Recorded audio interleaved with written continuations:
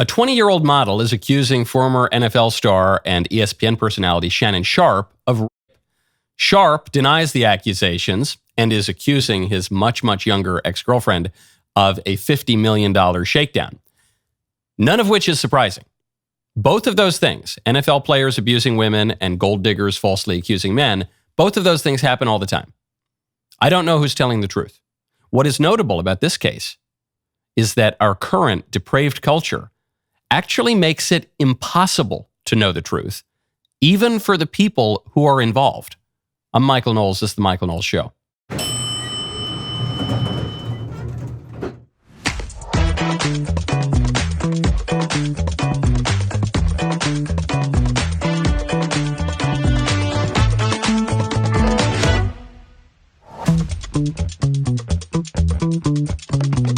Welcome back to the show. Joy Behar is worried that Pope Francis is going to be replaced by, quote, some conservative guy. Pope Francis, who was more conservative, with the exception of maybe the immigration issue, more conservative than any American politician in either party, she's concerned he'll be replaced by some conservative guy. We'll get to the liberal media's misunderstanding of the Catholic Church. First, I want to tell you about ExpressVPN. Go to expressvpn.com/Knowles. Imagine going to your computer and hitting print on your browsing history and then signing your name at the bottom and nailing it to the front door of your house for all of your neighbors to see. That is essentially what most of us are doing every day, unless you already use the sponsor of this video, ExpressVPN. That is because internet providers can see every website that you've ever visited, yes, even in the so-called incognito window. In many countries, they're required to keep logs of your online activity for years, just in case the government wants to take a peek. And in the US, internet service providers can even sell your data to whomever they please. You cannot stop ISPs from doing this, but you can encrypt your online activity before the federal agent shows up to your local Catholic church. With ExpressVPN, my internet service provider cannot see, record, share, or sell my data because they never had it to begin with. I've been using ExpressVPN for years because it's the best out there and it's so simple to use that even I can do it. I, a Luddite. ExpressVPN makes it really easy. All your devices, boom, boom, boom, one click, you're done. If you would like to join in fighting for your privacy, join ExpressVPN today. Use my special link. Get 4 extra months for free. ExpressVPN.com/Knowles. ExpressVPN.com/KNOWLES. This Shannon Sharpe story is amazing because it's illustrative of our culture. It's not amazing because a former football player did naughty things with women or potentially even committed crimes with women.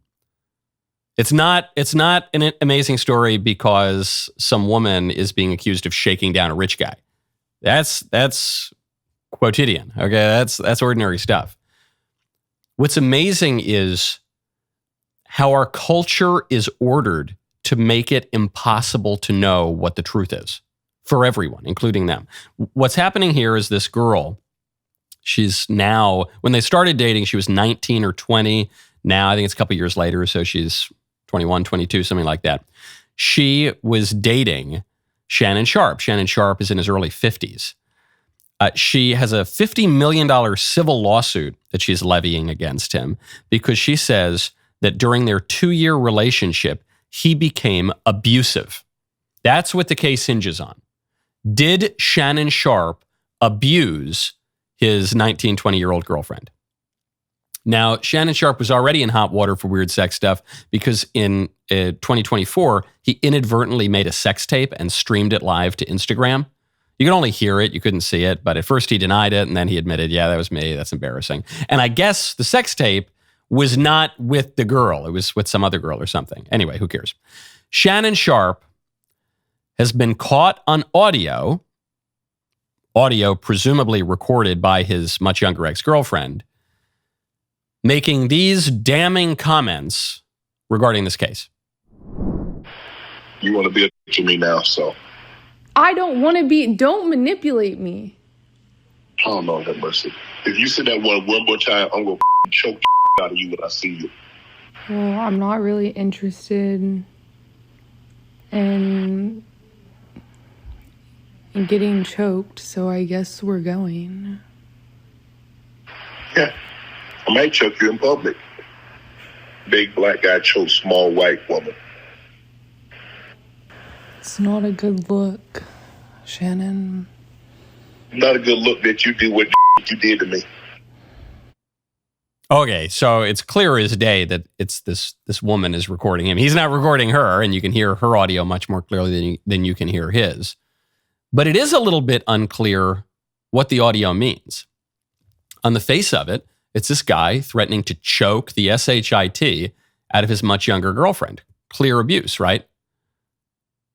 Guilty as charged, pay up the $50 million in the civil lawsuit. Except text messages have been released. Sharpe released the text messages in which his ex-girlfriend sent him extremely lewd solicitations, at one point even included a price list for things that he could do to her and what it would cost. Here are the key texts. Quote, "I want to be abused, daddy." And quote, I want like some hardcore BDSM, like sadomasochistic stuff. Action, though. I want to be abused, daddy. The lawsuit hinges on whether or not Shannon Sharpe abused this young woman. This young woman told Shannon Sharpe she wants to be abused. So I guess he's guilty, but she asked him to do it. So he's not guilty. So final piece of evidence. The accuser released some text message conversations in which she confronted Shannon Sharpe about a particular instance of alleged rape on January 2nd of this year. The text reads, "But I cried when you left because I begged you to put a condom on and not put it in an area that we don't need to talk about, and you didn't listen. I don't care what our history is. No means no, Shannon." Next message from her, "I don't know how to process this. Can I call you later?" So you read that and you think, okay, well, hold on. This doesn't sound like a kinky, consensual relationship. This sounds like he raped her. But how would he know? Not even how do we know? Not even how does the judge know? Now, how would Shannon Sharpe know whether or not this instance was consensual? This woman sent him so many text messages, some of them saying, "Tie me up, abuse me, I want to be abused, I want to be, violated, I guess." So how would he even know? I don't know whether this interaction was consensual or not. And you don't know, and I don't think we can know. But here's what I do know. Every single action that is alleged in this case was illegal for most of American history in most of America. Fornication, that was illegal. Sodomy, that was illegal. Condoms, those were illegal. Making, that was illegal. That still sort of is illegal on the books, but it's not enforced usually. And all of this would have been illegal. And so I'm not saying that we have to return to some 19th century understanding of sexual ethics in our law. Probably wouldn't be the worst idea, but I'm not saying we have to do that. But what I am saying is, back when we had these laws for most of American history, and when they were enforced for much of American history and most of America, this woman would have been protected. And Shannon Sharpe would have been protected. This lawsuit wouldn't exist. Both of these people who are claiming to be victims here, the woman claiming to be the victim of an abusive man, the man claiming to be the victim of a gold-digging woman, both of them would have been protected. Everyone would have been better off. What did either of these people gain from this relationship? Shannon Sharpe got to be titillated a little bit and then maybe have his life ruined. And this girl got to, even if these fantasies that she had were sincere, she got to degrade herself because she had a perverse fantasy. And then eventually, if she's sincere in the allegation, eventually she was traumatized. That's the good stuff that they got out of this. Why do we tolerate this? Back when we had laws against all of these things, at the very least, there was some objective measure to say, okay, he did commit the crime, he didn't commit the crime. Now that we have taken out all moral considerations other than consent, based on our misunderstanding of liberty as neutrality and choice rather than willing predicated on knowledge, now we have no way of knowing. Because consent can be withdrawn at any time. Consent can be withdrawn even unwittingly on the part of the party that's supposed to consent. Well, she wasn't in her right mind. Well, she was drunk. Well, she was being brainwashed. Well, she was being manipulated. That was one of the words that comes up in that phone call. There's no way to know. One, I don't really feel that much pity for Shannon Sharpe because he's doing all sorts of depraved and degenerate things. So, you get what you get and you can't get upset. I don't feel totally bad for this girl because she says, please violate me. Please violate me. Why did you violate me? But I feel bad for both of them because of their ignorance and vice. I wish they hadn't fallen into that.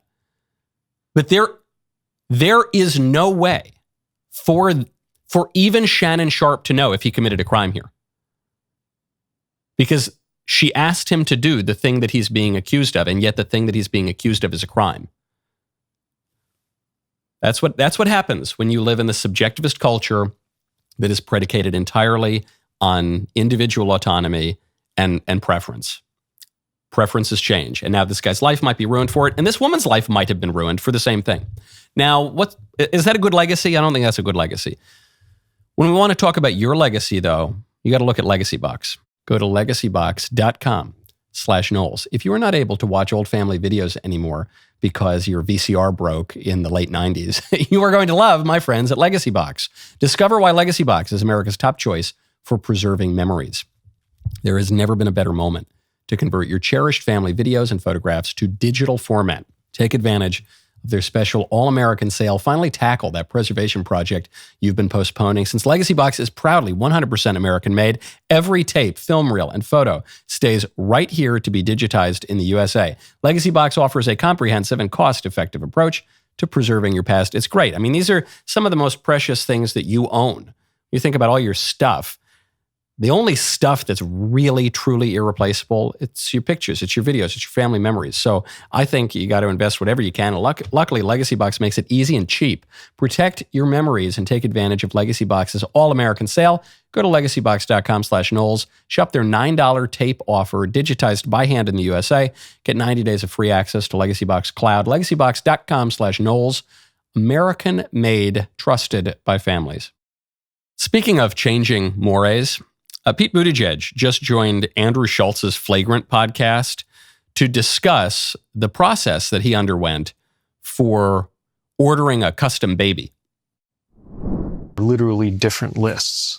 If you say that you want a white kid only versus if you say that doesn't matter. Wow. Like literally a different list. What is that? What do you mean by that? The list for white kid only is longer. And not only that, there was actually a discount, or you didn't have to pay a deposit on the fee. Discounts. This is like how it works. Yeah. I couldn't believe it. So we didn't know anything about the racial identity of the kids until they started to look mixed race, which they are. And like contending with like the hair thing is already like Contending with like the hair thing. Contending with like the hair thing. Because black people have different hair. So it's been a little bit unclear how Pete Buttigieg and his partner acquired their babies because two fellas can't make a baby together. There's a question, was it IVF and surrogacy? Was it that kind of custom order baby industry? Was it adoption? How is it? The way that Pete Buttigieg is talking about ordering a baby here is horrifying and dystopian, because even if we're talking about adoption, and I think adoption can be a wonderful thing because you are rectifying a wrong, which is the wrong of a baby not having parents who will raise him. So that can be a good thing. It's not that you're intentionally creating a market for babies or anything like that. It's not that you're treating babies necessarily as a product to be purchased. You are rectifying a wrong. You're taking in an orphan. That's a really good thing. And the mothers who give up babies for adoption are, at the very least, not killing the baby, which is where our culture pushes them to do. But even here, even when it comes to adoption, we have to be very, very careful not to treat babies as products to be purchased or even to be custom ordered. We need to be very, very careful to treat babies as human beings, proper subjects with dignity and rights. What strikes me about this clip, Pete Buttigieg is the most presentable, slick representative of the sexual revolution. Hi, it's Pete Buttigieg. He went to Harvard. Yeah. He's been running for president since he was in grade school. And he's totally likable. Just a nice guy. And yet, the most polished and attractive representative of this sexual revolution is horrifying. This is horrifying to speak of babies this way. Yeah, there's the list. There's the list to get the white kid or the black kid. And then what kind of hair are we going to get? What kind of hair do you want? What color eyes do you want on the kid? I don't know.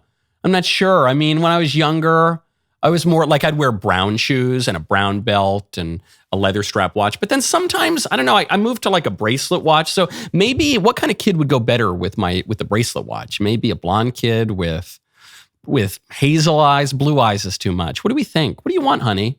What kind of baby do you want? Why does Pete Buttigieg need to either order a baby through IVF or adopt a baby? Because he refuses to get married and make a baby the old-fashioned way.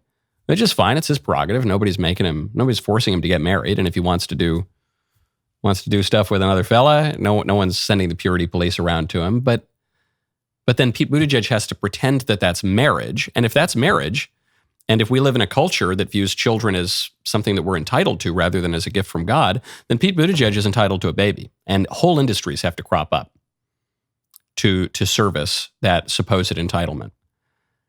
And when those industries crop up, well, we are going to treat babies as something that we're entitled to, which is to say we're going to treat them like property. Don't be surprised. Now, President Trump wants people to have more babies. I certainly want people to have more babies. We have a birth rate that has collapsed. We are literally a dying country. So President Trump has a plan for a baby bonus.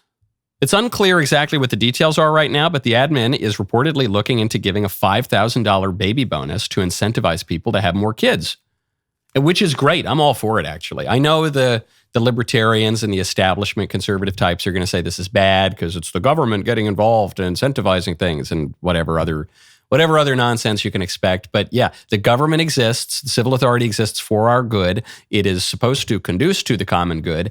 And the collapse in the fertility rate is an existential political problem. It's not just a personal inconvenience.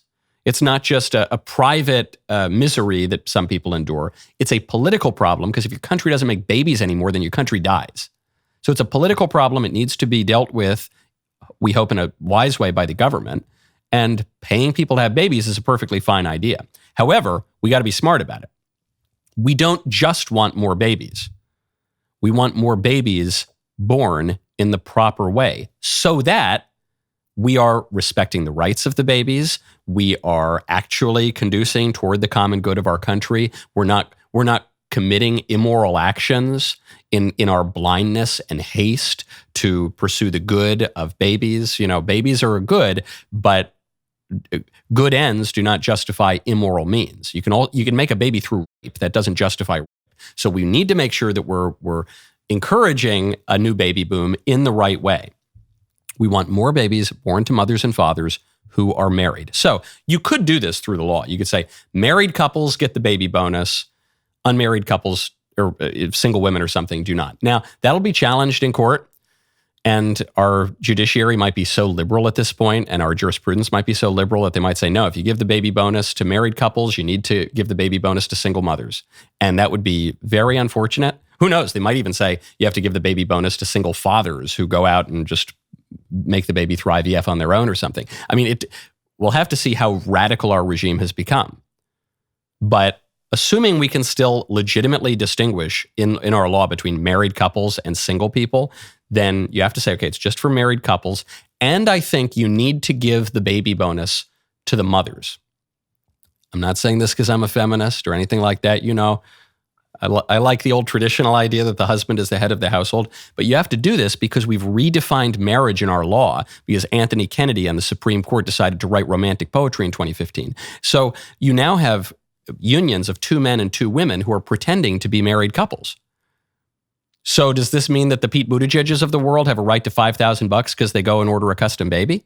That would be very bad. That would be disrespecting the rights of babies because babies have a right to their mother and father, joined together in a lifelong union.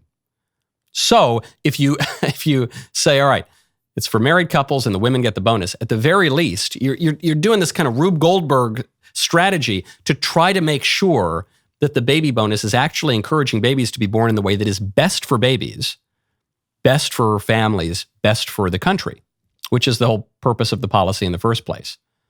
And before the liberals come in and argue that, you know, there's no evidence that it's better for children to be raised by a mother and a father than by 2 fellas or 2 women or 4 guys and a billy goat or something. There are lots of studies. We don't have time to get into them now. There are lots of social scientific studies proving that it is worse for children to be raised by 2 men or by 2 women or by a single woman or by a single man. There are many, many studies. You don't need the studies to know this, but there are many, many studies that show that it is much better for children to be raised by a man and a woman who are married, who are stably married, who are married for life. So we want our policy to reflect that. At the very least, if you say it goes to the women, then you're excluding the unions of 2 fellas, you know, the Pete Buttigiegs of the world from the baby bonus. You're excluding single individuals. You're encouraging people to get married. But we need to think of this as a political problem. Not having kids is a major danger to your country. And this is where you get an expression from Victorian England that has come up through our present day, which is close your eyes and think of England. Just lie back, dear, and think of England. This is an expression that is said to women who don't want to sleep with their husbands, but you know they feel that it's a marital duty. They say, well, dear, just do your patriotic duty. Close your eyes and think of England. Well, that's what we're telling people. We're saying, hey, guys, close your eyes, get rid of the contraception, close your eyes and think of America. Do your patriotic duty, make America great again. You got to have babies. Okay, it's your marital duty, it's your patriotic duty. It is fun. Let's not forget, it is like a fun thing to do. At least, I don't know, I'm a fella, so maybe the women have different views sometimes, but you got to do it, folks. Close your eyes and think of America, and maybe you get $5,000. We got to clear the air on these subjects. And when you want to clear the air in your home, you got to check out Rabbit Air. Have you ever heard about Rabbit Air's A3 purifier? It is extremely impressive. They've won awards for their design, uses 6 stages of filtration to clean your air. It doesn't just pretend to clean the air around you. It actually has advanced deodorization, which traps micron-sized particles like PM2.5 VOCs and cigar odors, which is very important for me, so your home feels genuinely fresh. The A3 purifier is a game changer. Rabbit Air's Artist Series is something for everyone, with designs featuring iconic art pieces, including Van Gogh's Starry Night and Hokusai's The Great Wave. These are beautifully created purifiers to match or enhance your home decor. And I'm very excited. I actually still haven't received it because they're making it for me, but I'm getting a Mayflower custom A3, which is great. Now, I already have a Rabbit Air A3 in my office. I've had it there for, I think, years at this point. It's unbelievably effective. If you're a cigar enthusiast like me, especially, but even if you just want nice, good, clean air in your home, you got to check out the A3 purifier. Equipped with advanced technology, laser particle and odor sensors that automatically adjust cleaning power based on real-time air quality data, all controllable through a Wi-Fi-enabled app. Super easy. RabbitAir.com. Call them anytime. Their consultants are available 24/7. RabbitAir.com. You know, the all-new Yes or No Dating and Relationships Expansion Pack is now available to order at DailyWire.com/shop. This is the perfect game to see how well you know your spouse, your boyfriend, your girlfriend, your friends, your family. This new deck is something you're not going to want to miss. With over 125 new cards, it's the biggest addition to Yes or No Net. Yet, I recently sat down with the host of Pop Culture Crisis, Mary Morgan, to play. Check out this little teaser. Are men who refuse to physically work out their bodies, by definition, lazy, butter-soft libs? I feel like a lot of the men who are really into working out are pretty gay.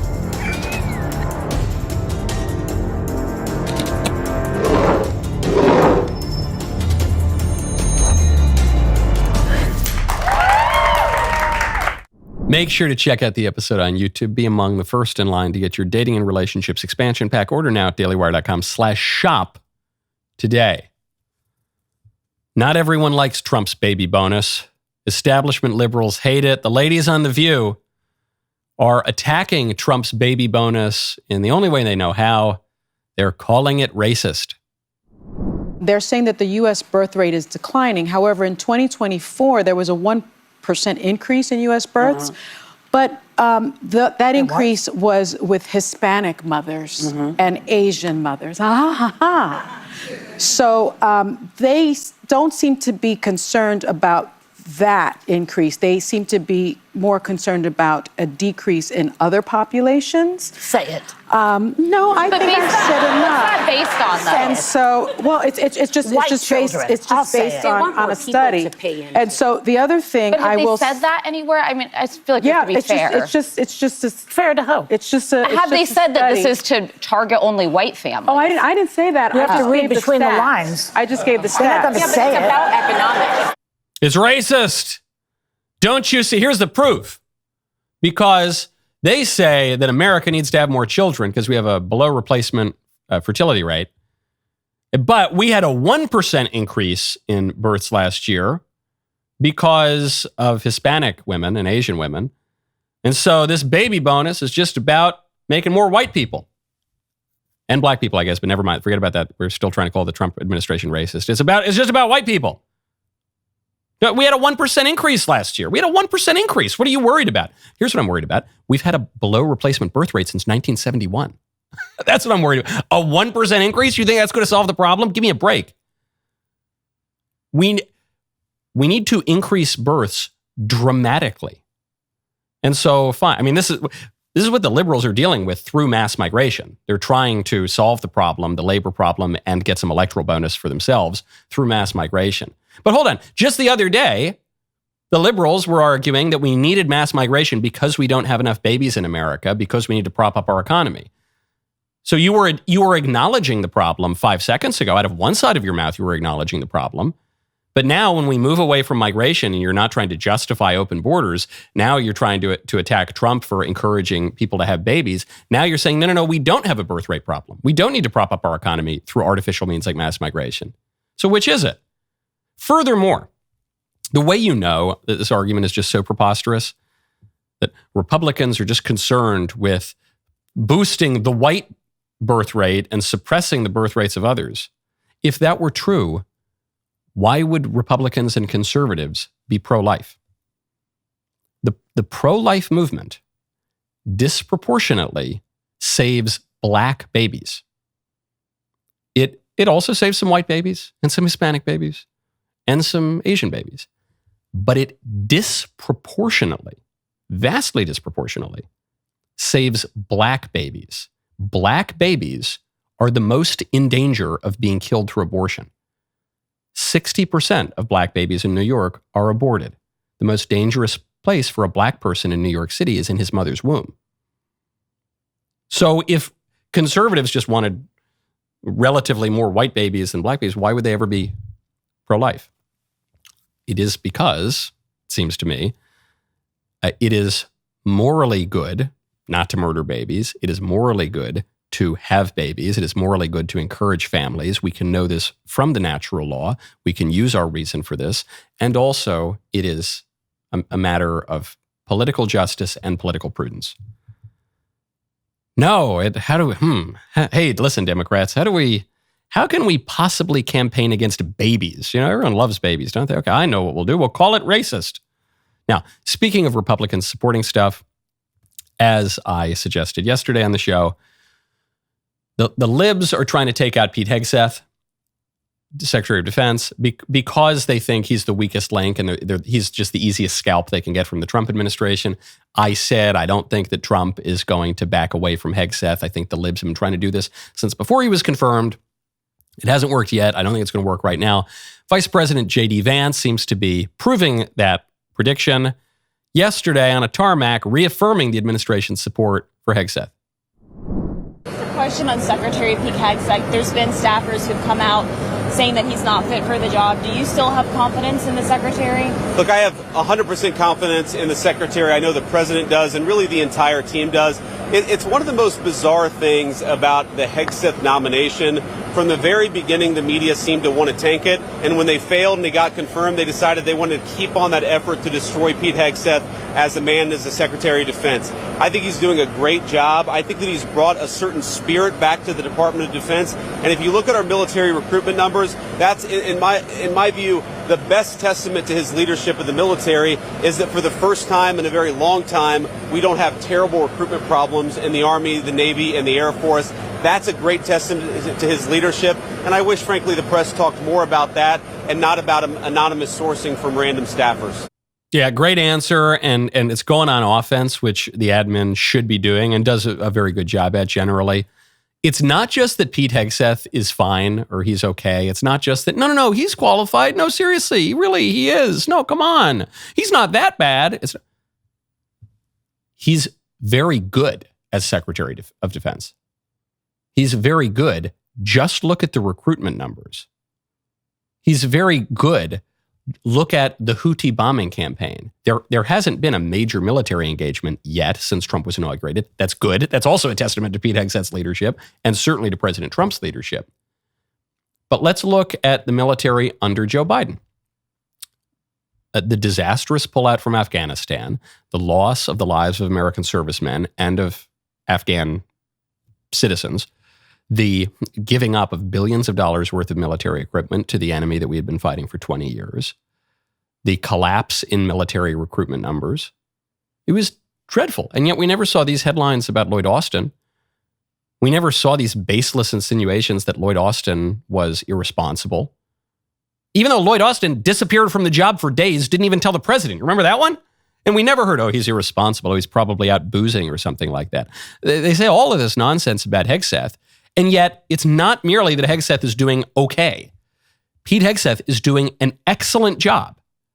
The only thing they can knock him on is that Pete Hegseth texted other members of the administration on Signal Chat, something that every politician and political operative in both parties does. So they got nothing on this guy. And yet, they keep going after him. I think J.D. Vance is right to raise this question. Why is it that you guys are just so obsessed with taking him down for nothing? Pete Hegseth, for his side of things, decides that he's going to go on offense as well. At the Defense Department, that means no more distractions, no more social engineering, no more climate change worship, no more electric tanks, no more gender confusion, no more pronouns, no more excuses, no more quotas, no more woke bullshit that undermines commanders and command climates. We are laser focused on our mission of warfighting. Simple as. I'm generally opposed to politicians using swear words in public. I don't like it. I don't like it when Democrats do it. I don't even really like it when President Trump does it, and I'm about as big a fan of President Trump as you could possibly get. But I think the Secretary of Defense, I think he gets a pass if he wants to use BS or something like that, all this woke BS. He says the real word. After George Patton, if you've ever read George Patton's speech to the Third Army, which is included in the movie Patton, and they actually had to clean up the language in the movie Patton, which is already vulgar enough, because, Patton's whole speech is, these effers and these GD and this, all that, and the other thing. I think if you're around the military, you get a little bit of a political pass. And I think it's very smart of Hegseth to go on offense here. Make it clear, or at least define why the people are trying to get you. If the left is just dead set from the moment your name was floated on taking you out, then define the issue. Make an argument as to why they're trying to take you out. And if the argument as to why they're trying to take you out is because I want to end wokeness in the military, I want to return the military to high standards, I want to recruit the best of America, most courageous fighters, I want to win wars, I want to be judicious in how we use force, and I want to be extremely lethal when we do use force. If that's it, and your opponents have to take the other side of that, you're in a good political position. At the Daily Wire, we ask the hard questions and we go get the answers. That is why Ben Shapiro went to Ukraine, a nation under fire, for an exclusive sit-down with President Volodymyr Zelensky. I hope he handed him a bill. From U.S. aid and corruption to Putin's imperial ambitions and the fight for religion and religious freedom, nothing was off the table. This is not spin. This is clarity in the fog of war. Watch the interview everyone is going to be talking about. An all-new episode of The Ben Shapiro Show streaming today, 11 a.m. Eastern on Daily Wire Plus. Now, my favorite comment yesterday is from the Stoned Sailor 0672, who says, how about we all stop talking about Kanye West? We can't. We can't. He commands attention. Some people just command attention. Remember, this is like people in 2016 said, why don't we just stop talking about Trump? You can't. Why don't we all, they would have said in the 19th century, why don't we all just stop talking about Napoleon? You can't. He just commands attention. I don't know that Kanye West would score very high on an IQ test. I don't know that he would do a great job on the SAT, for instance. But the guy has a certain kind of genius. I don't think his music is exactly Stravinsky, okay? But he has a certain kind of creative genius, and he will command your attention, whether you want it or not. Now, speaking of people in important offices, and actually returning just very briefly to The View, Joy Behar is voicing the opinion of many, many secular liberals when she expresses her fear that Pope Francis will be replaced by, quote, some conservative guy. I was watching a 60 Minutes piece that he was interviewed on, and he said, we have to get over our hearts to feel again. We cannot remain indifferent in the face of such human dramas. The globalization of indifference is a very ugly disease that this country is suffering from. That's the kind of Pope that he was, and that's the kind of Pope that I hope will replace this Pope after the conclave. I wonder, though, because there might be a backlash against how good he was and how much humility he had compared to some of the leaders in this world right now. But so there might be a backlash to it, and they'll get some conservative guy in there who, you know, is anti-gay and everything else. Joy Behar is worried that the Catholic Church, the College of Cardinals, will replace Pope Francis with some conservative guy. With the exception of immigration, of borders and all the rest, Pope Francis, just on political issues, was more right-wing than any politician in America, without exception. It's not even close. She says they might replace him with someone who's anti-gay. Pope Francis referred to same-sex marriage as a machination of the father of lies that seeks to deceive and confuse the children of God. When asked if the Vatican would bless same-sex marriages, he said, God cannot bless sin. He mocked the notion of transgenderism, of course. He said that getting an abortion is like hiring a hitman. There is not one politician at any level of American politics who was more right-wing than Pope Francis on political issues, with the exception of the immigration issue. There's not one. Now, that doesn't mean that you can't say that Francis's pontificate was liberal or confusing or even bad for the church. You can say that. Pope Francis's pontificate was confusing and did sometimes raise questions about whether or not he was being heterodox or just raised a lot of eyebrows from the standpoint of the Catholic Church. But the left-right political paradigm does not map neatly onto the Catholic Church because the Catholic Church predates the left-right paradigm by 1,700 years, 1,780 years, actually. So it doesn't, what do they mean? It does show you the fact that the liberals, really the secular liberals who are not Christian, they seem to love Pope Francis so much. It does show you that there's probably a reason that the Francis pontificate appealed to them, and it was some of the confusion that came from it. Probably it was some of the seemingly contradictory statements. But to use this phrase, you know, they are going to replace him with some conservative guy who's anti-gay. One of Pope Francis's most famous public expressions was "C'è già troppa," which means in English, there is already too much. when he was smacking down the notion of homosexual seminarians. Okay, so I'm not saying it wasn't confusing. I'm not saying it wasn't liberal by the standards of the Catholic Church. I'm not saying it wasn't even, I'm not saying there aren't issues that are going to have to be worked out in the next pontificate. But like, come on, man. Even American conservatives, when they said, this Pope, he's so left-wing. He is more right-wing. He was more right-wing than any of the politicians you love on every issue but immigration. So now there's a difference between religious issues and merely political issues. There's at least a distinction to be made. I get it all. But, come on, guys. Come on. Let's look at the facts, okay? We want the facts. Now, speaking of immigration, new poll out from Rasmussen, 56% of likely voters say that it is very important to deport migrant criminals. Only 5% say that it is not important at all. And you say, okay, well, that's just among all voters, all likely voters. What do the Democrats say? 43% of Democrats say that these deportations are very important. Only 8% of Democrats say they are not at all important, which raises one question for me. Whatever happened to Kilmar Abrego Garcia? You remember him?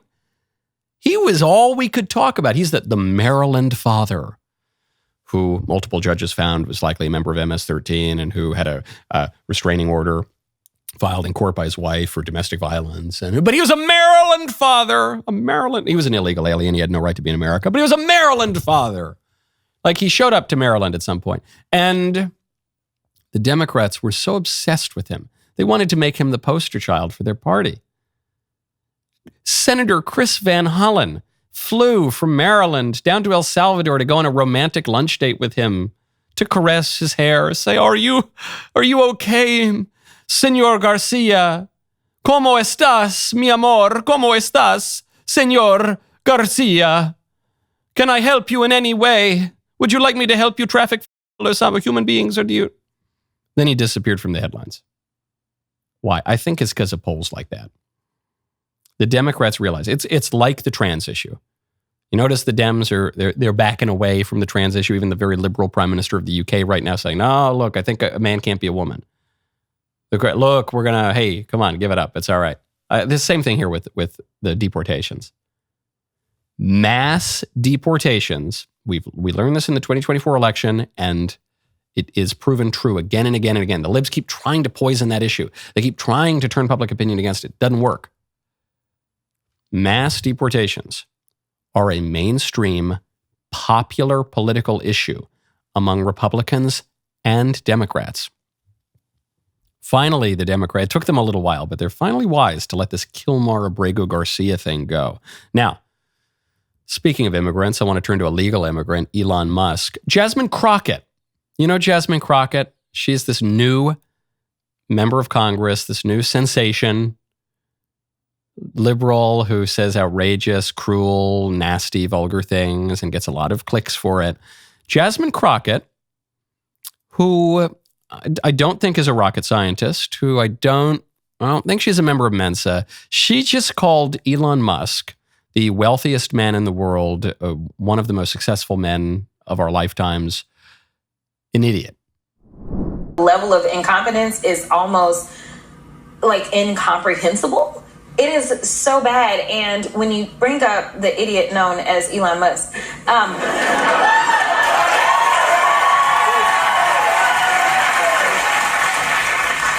he is not only like very sinister and has no idea what he's doing. And people are like, oh no, he absolutely knows because he's the richest man in the world. Like, yes, he knows how to hire smart people, but don't conflate that and believe that he is the genius because he ain't. And so. You know, the idiot known as Elon Musk. Whoa, and all those clapping seals. And what is that, Jimmy Kimmel's show in the audience? You know, it's like when I was a boy and George W. Bush was the president, and they would all say, George Bush is an idiot. And all these people whose IQs were much, much lower than George Bush's was like, Bush is an idiot. You know, George Bush, who sometimes he was inarticulate, but you know, he graduated Harvard Business School, right? He had a pretty successful career. Became president, you know. Oh, yeah, he's a big dummy. Chris Hitchens actually made fun of Bill Maher's audience for laughing at that. Well, she's doing the same thing, same playbook. And it means she's a very skilled politician. Might be the only conservative in America who's saying positive things about Jasmine Crockett. But, game recognized game, man. She's good. She's good. She knows what she's doing. Jasmine Crockett is just a mixture of AOC and Donald Trump. Trump commands attention too, and he says provocative things. He gets a lot of attention. He does it in a good way, like for the cause of justice, and with the prospects of having a much longer career. Trump has been at the top of his game for almost half a century. He's been a major figure in American public life since at least the 80s. Jasmine Crockett, I don't know if she's got the legs for it, but she'll go far, at least for a little while. You got to give it. She's the new AOC. If I were AOC, I would be furious right now. I think the person in America who is most likely to be angry about and worried by Jasmine Crockett, it's not some Republican. It's not Elon Musk. It's AOC, because she's taken AOC's whole shtick and she's doing it pretty well. Finally, today, we get a member block. I know, and I want to apologize. I've been on the road a lot. This has been my big travel month. April is the cruelest month. And then all these new trips come up. So I visit my wonderful grandmother for Easter. And then I'm invited to the White House for the Easter egg rolls. And I got to divert my whole family. We go up for the Easter egg roll. And then I got to go to Los Angeles to film episodes for the book club at PragerU. And then I know we haven't had a lot of membrum segmentum. So I've got a very special one for you today about the movie American Miracle with all sorts of people. We got, Kevin Sorbo. We got a couple other guest special actors on there. One you might know very well. The rest of the show continues now. You don't want to miss it. Become a member. Use code KnowlesKin at WLAS at checkout for 2 months free on all annual plans.